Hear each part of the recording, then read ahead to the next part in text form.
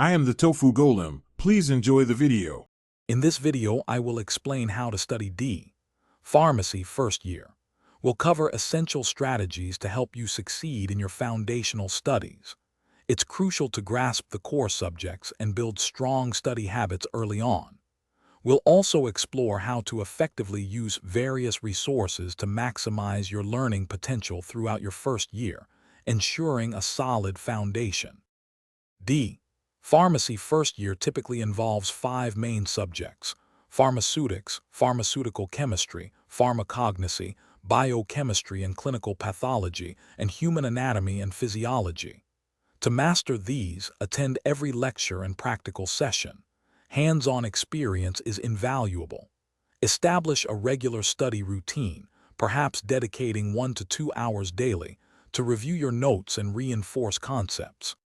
Effective time management is key to balancing your academic load. Prioritize your tasks and break down larger assignments into smaller, achievable steps.